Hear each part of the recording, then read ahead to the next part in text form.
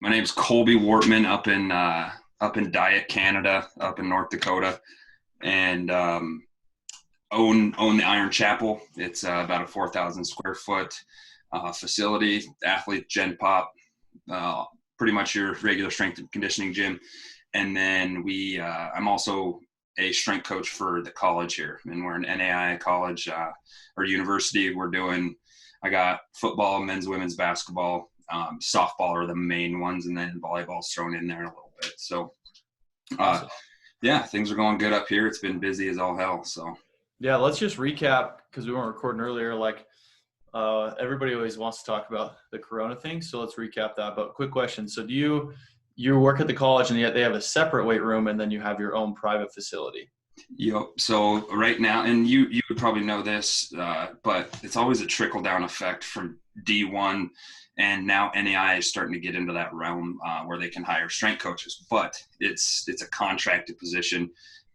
Really not. I am an employee, but it's like a contract position. They contract me out through my business and Okay. do it that way because they just don't got the salary base to pay for something like that right now.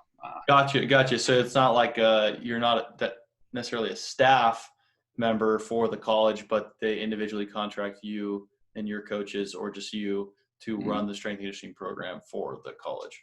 Yep, and it's my alma mater, so I know the coaches pretty well, and we're trying to There you get it to a spot where it's more definite and more permanent. go. And how's that balancing that going in terms of like going back and forth? Do you find that some of the principles you use with athletes you can use across the board, so that kind of saves you some effort, or how is that?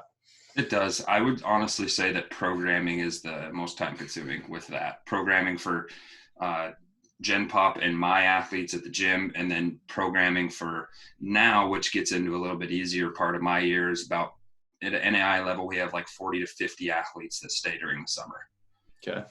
in the football realm. So it's hectic. And just like we talked about earlier, like you're busier than ever, I'm busier than ever, and it's just busy.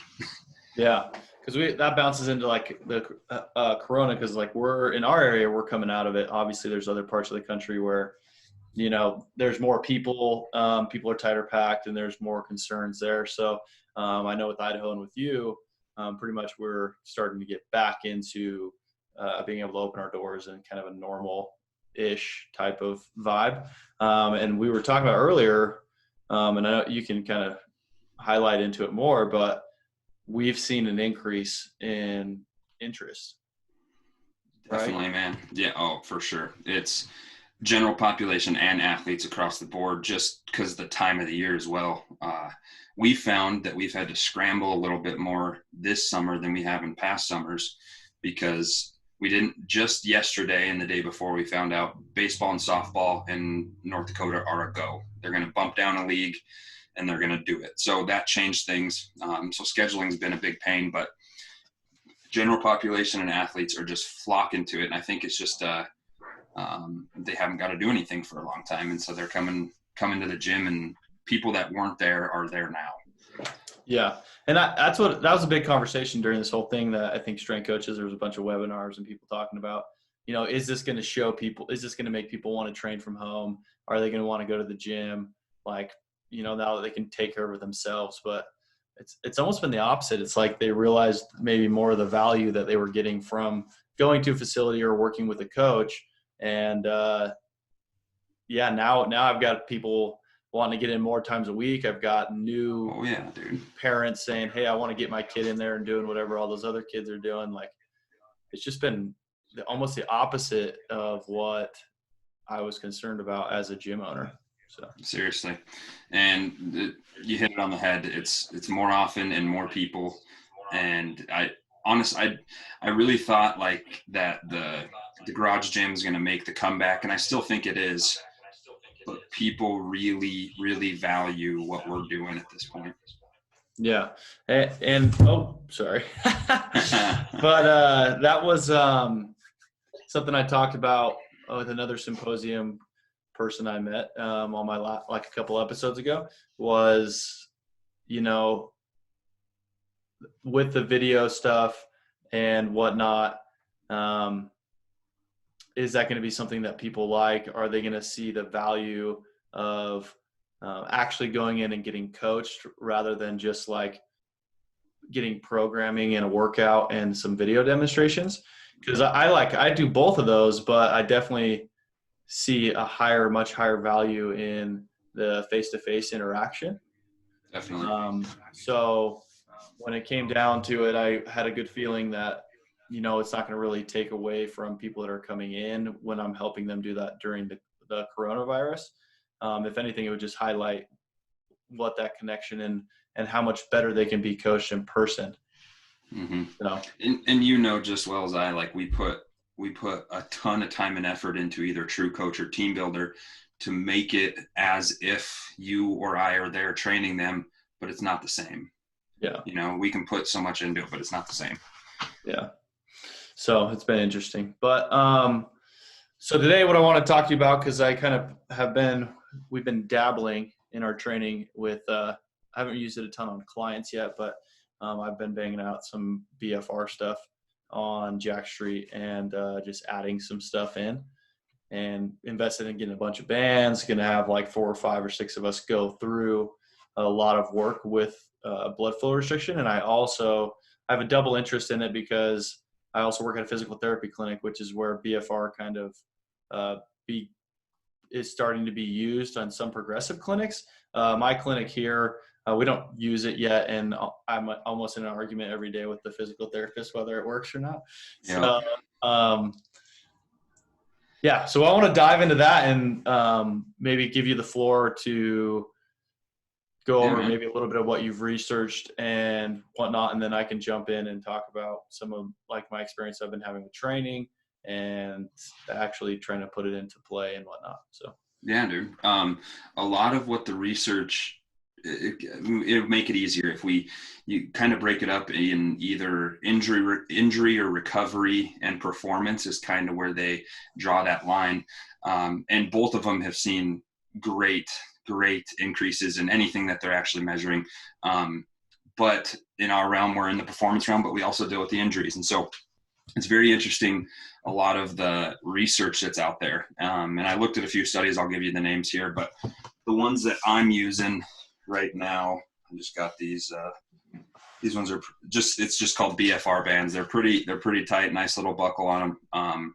Pretty cheap too. So that's what we've kind of been using with just athletes. And then sometimes our general population that are more physique, bodybuilding, that kind of thing, we'll throw it on them. But the biggest study that I was looking at, again, they're both looking at performance and rehab, was a meta-analysis from 2012 that is just how does BFR work?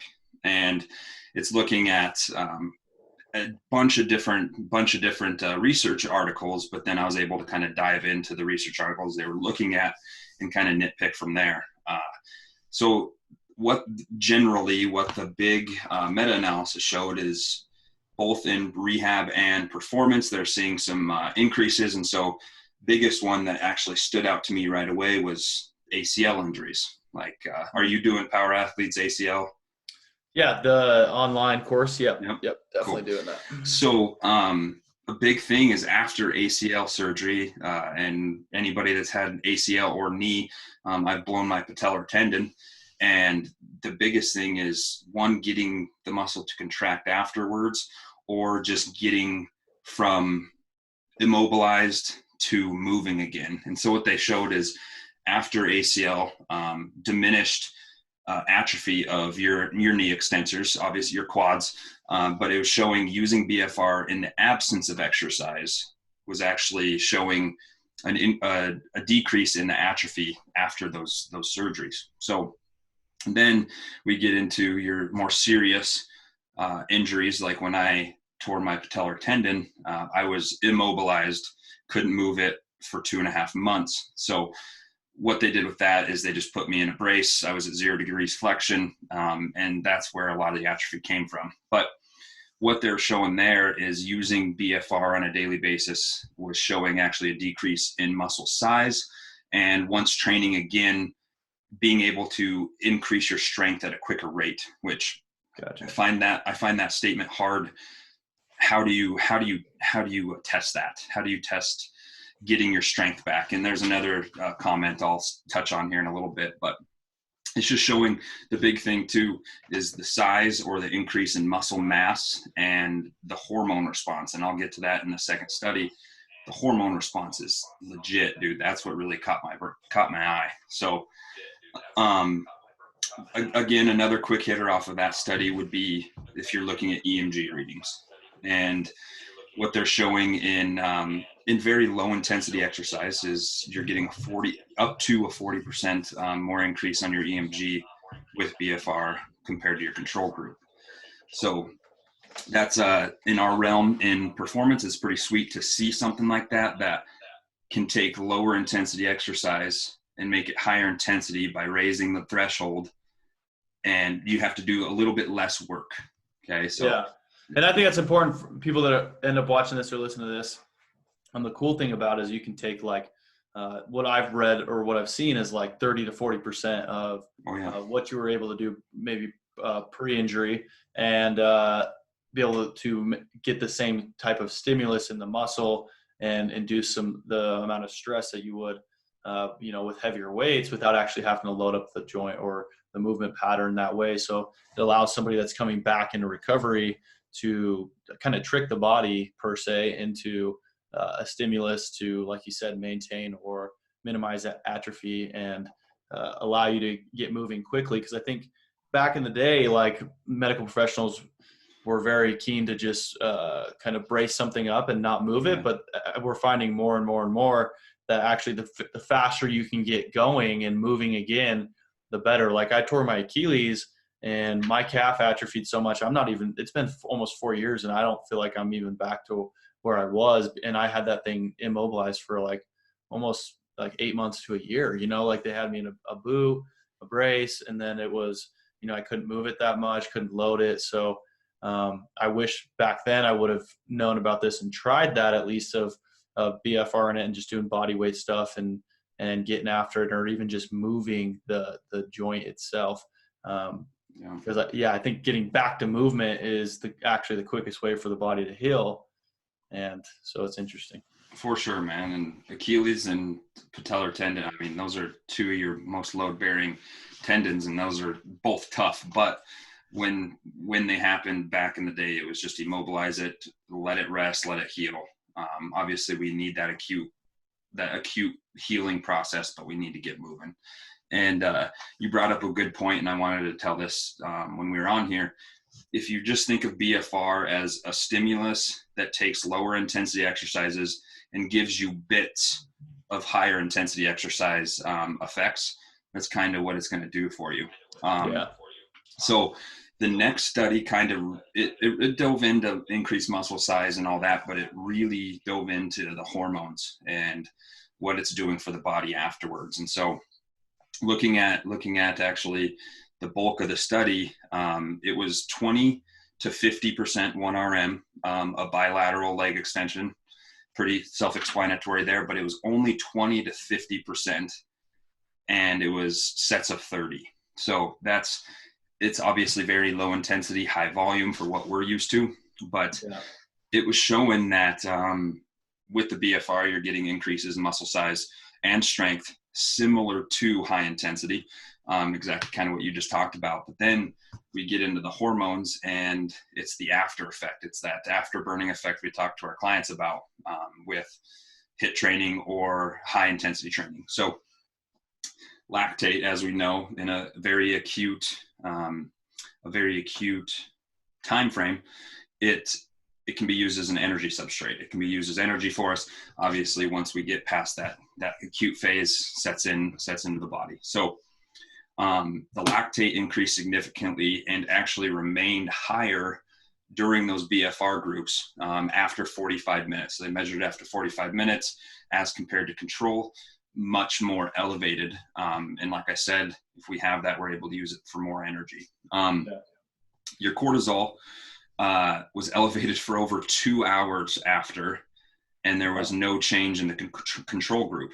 And as we know, as we've listened to many speakers at symposium or whatever it is, cortisol gets a bad rap, but in an acute phase, cortisol can be great. Yeah. And so it actually works in the BFR. It's actually working as an anti-inflammatory agent and kind of a stimulant to get you going. So, and then the coolest one, lastly, would be growth hormone. And your growth hormone, it significantly increased 15 minutes after the bout of 30 leg curls and remained higher for over 30 minutes. And so it was higher than our control group, once again, showing that lower intensity exercise is going to give us some of those higher intensity bouts. Yeah. Pretty sweet there. Yeah. That's all like pretty insane, right? So Yeah.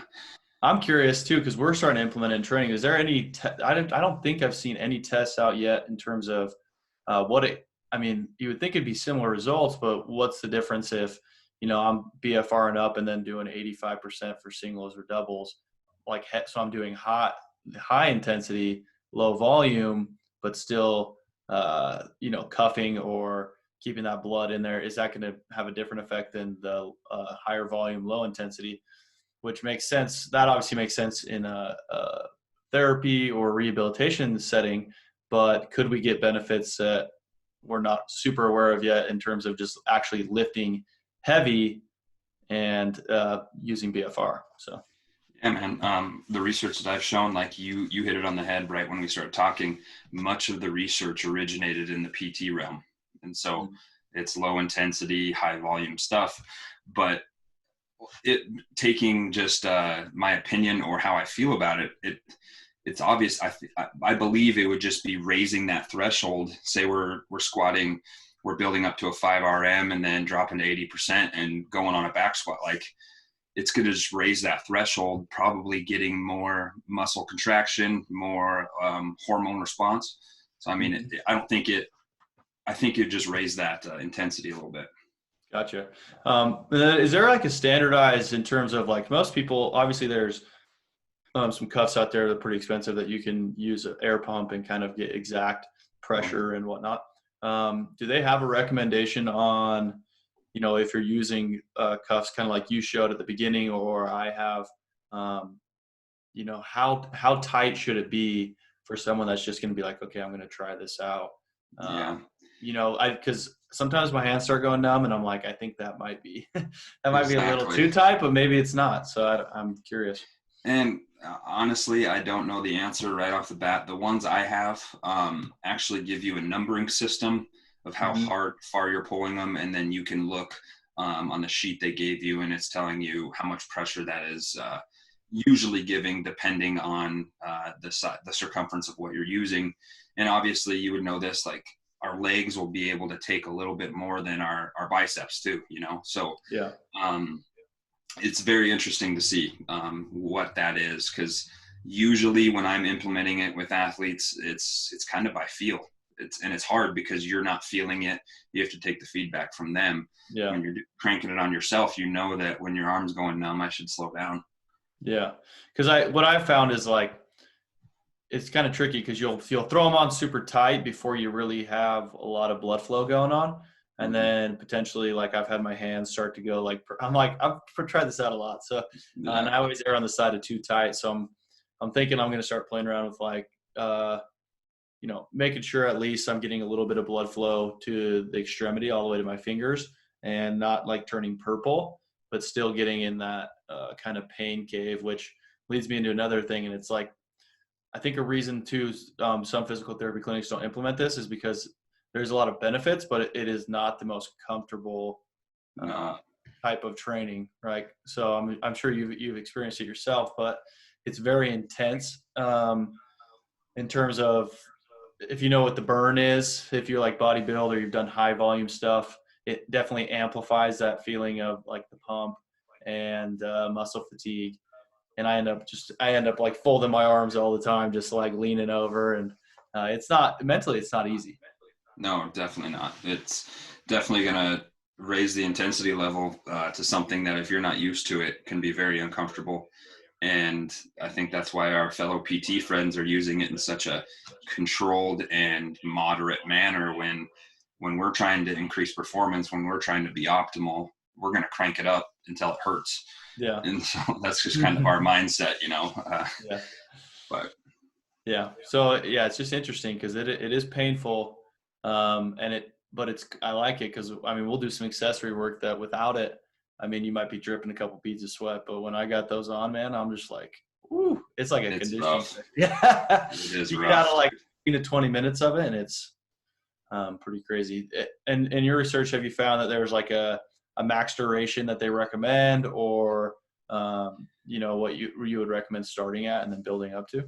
A lot of it was different studies showing different time frames, and I don't know the exact answer, but how I use it myself, say I'm doing accessory work. I just got done doing all my compounds. I usually put it on during my whole accessory work.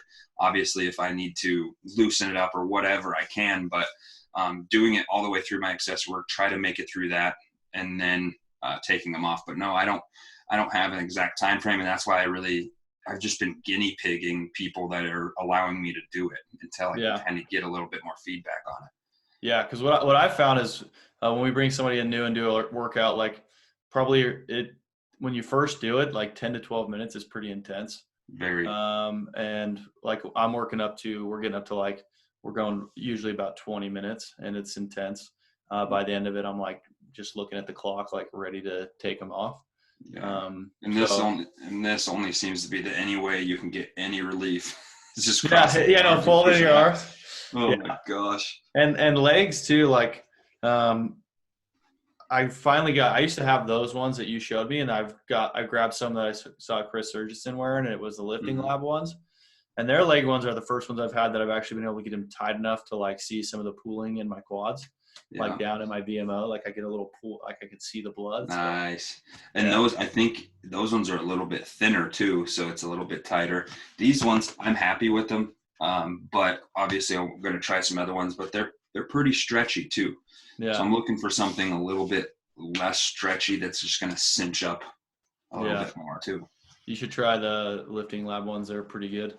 We're going to start putting up a bunch of stuff, working with them, but that makes sense. Yeah. And looking at, obviously the research is pretty conclusive, and then you just take a look at Chris's Instagram.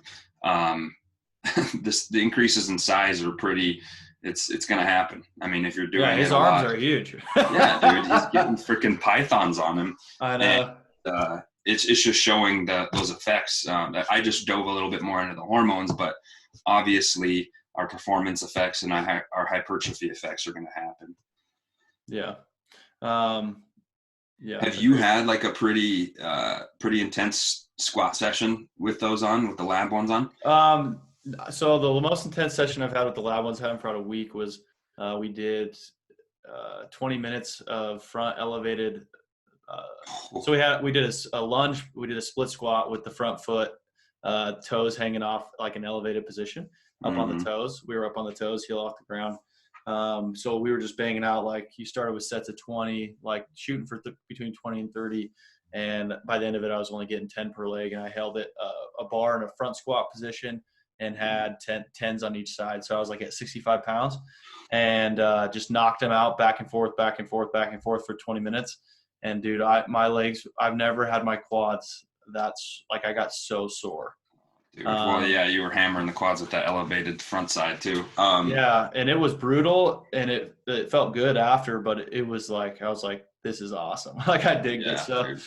Yeah. I did that. I obviously did it without them, so I could get kind of my results, but I did that LATT test on Field Strong. Yeah. The second time with them, and about puked. It was terrible. I know it's only 30-second bouts, but everybody knows a salt bike's gonna freaking take your soul. And it pulls when you're on a salt bike, like you can, that lactic acid is already high. So when you restrict that, when are you gonna come? You're feeling Field Strong right now? Yeah. When are you gonna get your ass over to Jack Street? Dude, come on now. It's the best, dude. Oh, dude. Well, I'm looking at Chris's arms and all the high volume you guys are doing, and I'm like, fuck. I'm over here just doing 90s and just kicking my ass. No, you should come over. I ran Field Strong for a while, and I did the last triphasic program, which I liked. Yeah. But I like doing jack, and then I just add in jumps and some like sprints and stuff like that. There you go. But, We're starting our triphasic this week. So we yeah. did a GPP week last week, and then jumping into that this week. I enjoyed the first one, and it actually gave me a little bit different insight because I'm a very analytical person, and a lot of my stuff, I'm obviously taking out some of the super maximal stuff for my college athletes because we're at an NAI level, dude, and some of them aren't ready for it. Yeah. But how I break up all my stuff for programming for the college is strict triphasic. We'll do 2 weeks of eccentrics, move to isos, get to the concentrics, throw in some GPP. But it shed a little bit different light on how to program it too, because they definitely programmed it a little bit different, and I'm excited to kind of see how they're going to do it this go round. Yeah, I was really, by the end of it, I was spent. Like, I was pretty beat up. Yeah. I was like, damn, because I don't spend as much time doing recovery stuff as I should. But I mean, during that eccentric phase, actually, in like the first 4 weeks, I felt really strong. During the concentric, I kind of like broke down, but like I felt really strong. And I actually went and bought a pair of those weight releasers, which I've been using for my squat, which is awesome, and bench, which is way fun. Legit. But then you can get those heavy eccentrics like without having a bunch of spotters, and those are pretty awesome. Like, if at one point I might, once my high school kids kind of get there, if they do ability wise, I might buy a couple more sets of those. Where did you get them? So it's like a one-off company that I got mine from. Is the only one I could find on Amazon because I wanted to try them. I would get the Rogue ones. The Rogue ones were like $60 more, but I have these ones. I'll have to send you the brand, but they're just not. I mean, the Rogue ones just look a lot nicer and are a little more sturdy.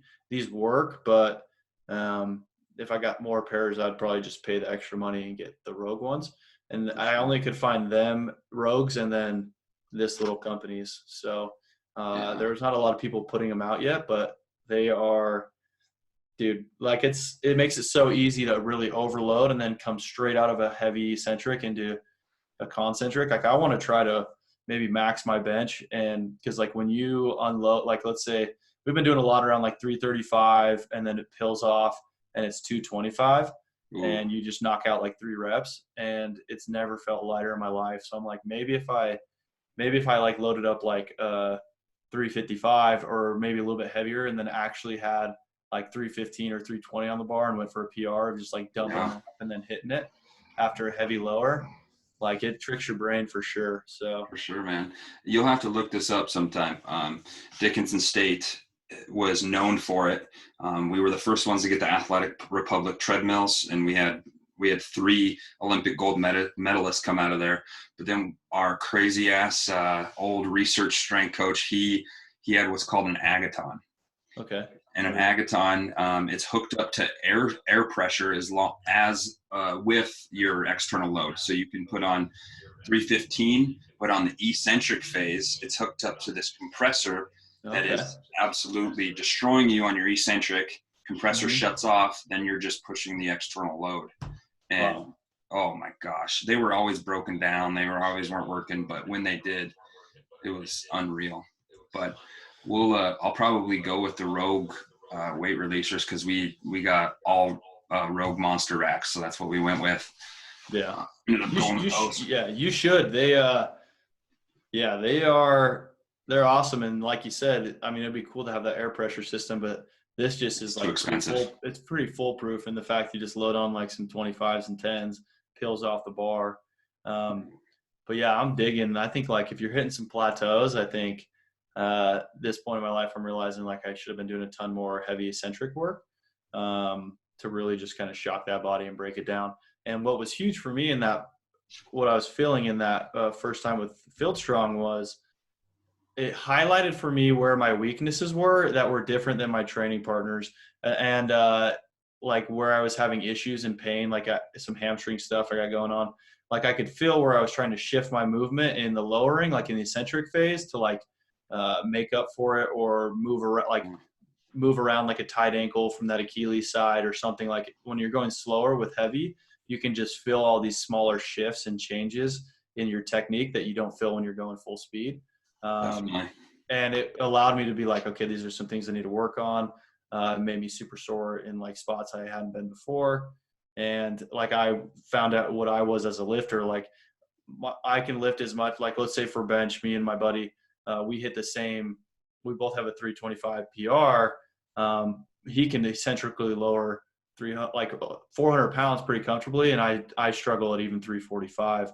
Like, I'm more of like a dynamic, like I can take it down fast and then use my hips in reverse quickly. I'm like fast. I'm a fast lifter. But when it comes to like just slow controlled, like if I had to slowly control it down and then pause and then come off, it's a drastic difference for me. So like, so I'm really actually pretty weak in just like kind of brute strength of, like, my numbers are higher than what my brute strength's low and my speed is fast. So that's what's helped me. A little bit more powerful than max strength. And that's why it makes sense that like I competed in Olympic weightlifting for 4 years nationally, and was drawn to that because like that's all I had. That played to my strengths, right? Like, I just have to snatch and clean. It's basically a super fast dynamic movement. And I could have even been way better probably if I actually was strong in slow controlled positions. But and I think you hit it on the head. It kind of breaks up, like, you consider yourself a strong person, but are you strong isometrically, concentrically, or eccentrically? Like, where's your weak point? Kind of makes it interesting. I had been failing. So like I said, I blew out my patellar tendon, and took me forever to get back. Like, even talking to John at the symposium, like, it's one of the more brutal injuries you can get. And my kneecap was sitting up mid quad when I snapped it. But the biggest thing is I actually finally hit my 505 pound squat after the French contrast cycle, just tricking the body to eccentrically load a little bit more weight, because that's where I failed. I could get it concentrically, but I just seemed like I either went too quick on my eccentric, dropped past my depth, and couldn't get out of the hole. That's where I failed. So I finally actually hit my 505 after that first cycle. So I'm excited to see where we can get this done. So you felt like you were able to get that strength of the ability to control the eccentric enough to like flip it. I think where my weakness was actually what Cal Dietz talks about in all of his triphasic. Like, the best athlete is in that conversion, converting from eccentric to concentric. Well, eccentric to iso to concentric.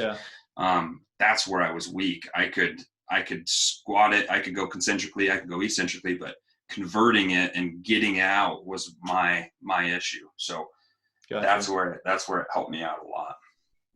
So what I've been working on it, just because it might fall into the same thing, but I feel like I've worked around my weakness, because like when I'm like squatting, for example, a good way to kind of picture it is I feel like I'm just trying to slow the bar down. Like, when I'm lowering, I'm just kind of using what I need to slow the bar down. But I've started to like actively feel like I'm pulling myself into an eccentric position. Not like super fast. It doesn't look much faster, but I'm like firing more muscle and feeling like I'm pulling myself down rather than just like resisting the bar bit by bit. And I found that has really it makes me tired faster. I can probably get less reps, but I feel like I'm getting a lot more like muscle activation going on and working on strengthening those positions. So even just like are firing a lot more too. Even just like a shift in mindset of like staying tight through the full movement, rather than just like I was just like kind of absorb as much as I could and then be fast out. So I think that probably came from your Olympic lifting background though too. Literally just firing out, take a clean, for example, firing out, hitting your ass to grass and driving out of the hole. You're not really lowering it very much. Exactly. But I mean, this is good conversation, because it kind of highlights too, like, people that listen to this, there's like maybe 5 plus my family, but you just have like, there's so many different aspects that can go into individualizing. So like, obviously it's hard when you're working with a full team, but there's so much potential for people that kind of dive into this to understand like where their weaknesses are, how they can improve. And that's like the benefits of getting a coach that actually looks into this stuff. Like, there's a lot of people that don't, right? But like, if you just understand the stuff yourself as an athlete, your coach can't always, like in your example, or let's say here at Idaho State, the odds of getting to 300 athletes and breaking this down to this level with each athlete during their 4-year career, like it's not going to happen. Like the people that get this kind of exposure or work is people that are paying high dollar for like one-on-ones with a good coach, or are professional athletes that now they have a coach per like 3 or like 10 athletes, let's say. Yep. And they work together for a long period of time.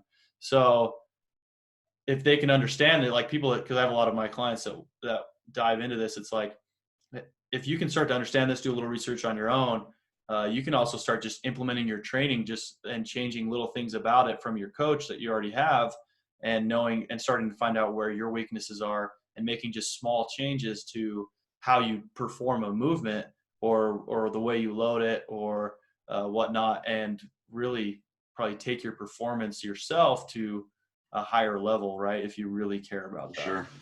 And I that's perfect for the clients. And then for some of my fellow coaches or people that are coaching at the college level or in the private sector, I would honestly say one of the best decisions I've ever made is I'm not plugging power athlete, I'm plugging any type of training program. Like don't just train yourself, like dive into a different type of programming, dive into either Power Athlete Field Strong or Jack Street or Bedrock or anything, because it gives you a little bit different perspective, because you're going to coach yourself to your strengths at least a little bit. Like you may dive off into some of your weaknesses, but it's more comfortable for you to stay in your strengths. And if you go on Field Strong, you're going to be exposed to stuff that you're not used to. And I actually just subscribed to Field Strong as a coach just to watch what they're doing, even though I'm following Jack Street. So yeah, I like, because they use a lot of principles and do things in a way that is applicable, even if you just have like a garage gym setup, like, because obviously everybody's not going to have the same equipment access, awesome fancy machines and whatnot. So this kind of is a way for the people to dive into performance more so than I've ever seen any other organization put out. And yeah, I tell every coach that ever asked me about certifications, like I have a bunch of big, like whatever big name certifications, everybody's like, well, that's what you need. And I'm like, dude, I've learned more from Power Athlete, the network, the people in it, and the continuing education they put out than any other organization I've ever been affiliated with. So it's like, that's the first one I actually recommend. So. Well, that's exactly what you told me at the symposium this year too. Yeah. Like I have all the big ones you're talking about, the CSCS, just so I can certify to train athletes. But I think the relationship, and like we wouldn't be having this if I wouldn't have decided to go to the symposium this year. Exactly. Yeah. Just small stuff like that. So, and like once you get into the Block One network, like they have some communication channels and Slack channels that are constantly running, and coaches are constantly putting information in, studies, check this out. Like I have a running Excel sheet that I'm just like saving all the links for, because I don't have time to dive into all of it right away. Mm-hmm. So I'm just like taking everything and putting in an Excel sheet for continuing education, and like giving access to it to my other coaches too, and being like, here's some great resources to start diving into stuff that you're interested in. But like no other organization that I've worked with like puts that much effort into it.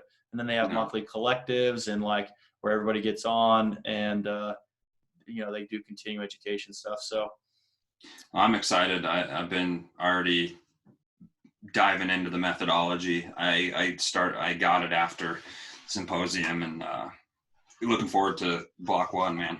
Yeah, once they open that travel back up, get your ass out there. Exactly. Seriously, man. It's been a while. I need to get some warm. It's still, dude, we had snow like probably, what was it, last week? Really? It's ridiculous here, yeah.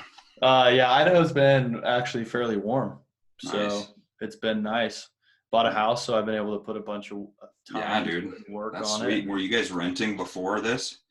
Yeah, so I moved back and I've been renting for about 2.5 years. And I finally found like this little tiny house that, fit what me and my fiance wanted. It's like 700 square feet, tiny, big yard. So it's like a good fit for what we were kind of looking for. Sweet, man. But yeah, the nice weather and COVID actually helped me get some extra time to work on that stuff. So yeah, man, ours went straight to the gym. We just got 12 feet by 60 feet of turf put in, Yeah, Uh, and that shit's expensive. dude, Like it was expensive. we only have like I'd say just under like 22 yards, so whatever that works out to in feet, and then Yeah, pretty close. it's fairly wide, but dude, I'm like this is way expensive for It got expensive, and we were going to be like, well, are we going to rubber mat the whole thing, or are we going to put in just a 6 foot or a 4 foot wide of yeah. turf? But then we were like, well, we can still put dumbbells on the turf. We can still Oh put yeah. sleds, all that. So instead of just making it one dimensional and not having any turf, we have a 60-foot shot and then 12-foot wide, but then it shoots right out of a garage door, so we can go Oh dude, right past the jealous. garage door. Yeah, it Yeah, we don't have sucks. a garage door. That'd be the best. You just open it up, and the Yeah, clients love it. The kids love it. Yeah, that's nice. What you say? You got 4,000 square feet? right at, yeah. No, we're at our location here is it's only 2,000 square feet. So we're making it work. We got like 6 squat racks in there.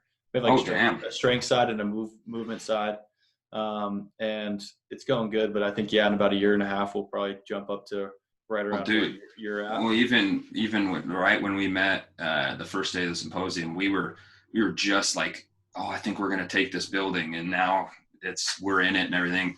Yeah. Ours is broken up too. We have about 1,500 to 1,700. I can't remember exactly of one room, and then the rest of the square footage is in the back. So it kind of Gotcha. splits it up a little bit. Gotcha. Have you seen like in the last, let's say, since I've seen you, um, are you guys growing substantially with like high school athletes or more so like GPP general population? Right now with the time with summer, I would say it's an increase in athletes. But if we're looking at a whole just like a whole year, high school is growing, but definitely our general population is growing as well. We've run into the predicament why we had to shuffle and really get the back open was because if I wanted to one-on-one train, but there's a class, we can't do it. So we were shuffling that around a little bit, but general population has grown a ton. As of right now, high school and college is our biggest numbers right now. Gotcha. Yeah, Yeah. we're trying to figure out. I mean, in the future, what our scale out will be is to actually start because we only do one-on-ones and semi-private up to 4 at a time. We'll have Mm-hmm. multiple coaches going, so we'll have like sometimes 8 to 10 clients in there. But when we get more space, then we could potentially scale out to like actually having classes, right? So we just Yeah. prioritize all our space for basically like pretty individualized training and coaching, so more like one-on-ones and like smaller groups. So Yeah. And like you said, like we talked about it, I know it's a premium price, but I like those because you're going to get the most out of me and you're going to get the most out of what you need.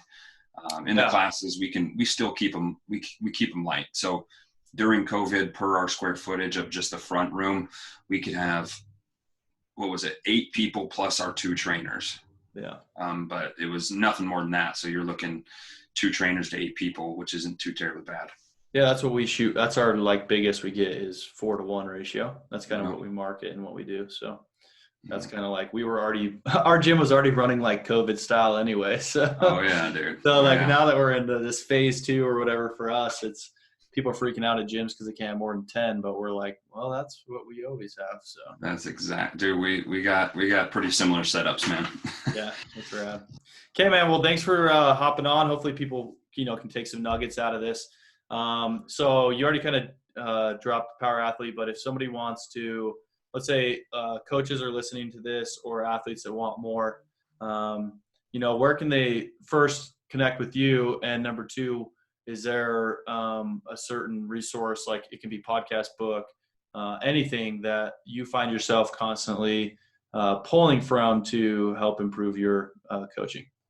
Well, so Instagram, Coach Wartman. You can find me on the Iron Chapel on Facebook and Colby Wartman on Facebook. But dude, since day one, no matter what, every Friday, sometimes Callie doesn't get them out until Saturday morning, but I'm always consuming power athlete stuff. Yeah. That's a given.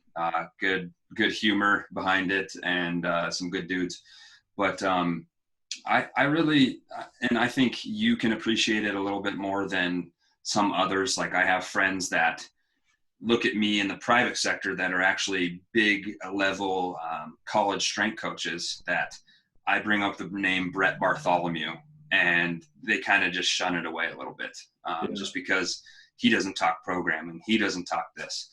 I've been really diving into him a lot.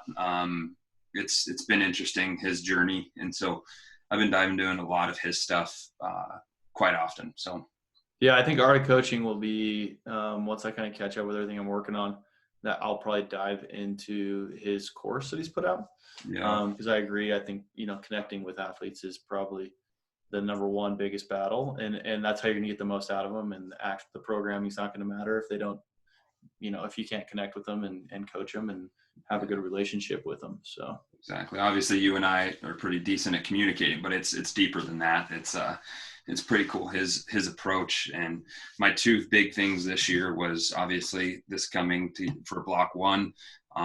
I already was going to Summer Strong, and obviously that didn't happen. We would have been there this weekend, huh? Dude, gosh, yeah. Last year my wife's she oh, hey, we got a wedding. I was like, you got to be kidding me. So I missed it then. And so this year this happened, but Art of Coaching and block one are the two on the docket now. So if Summer Strong announces a later date this year, are you going? That for sure. I'm going to make it work. Me too. I got to. Well, how did you we'll connect on that, because we should just get like an Airbnb or something. I've got for sure, man. A couple I'm down. People. Awesome. So I'll put all that in the show notes for you guys listening to connect. Do you have an Instagram for your gym? Do you put anything on it? Yes, the Iron Chapel. Yep. Okay. All right. The Iron cool. Chapel.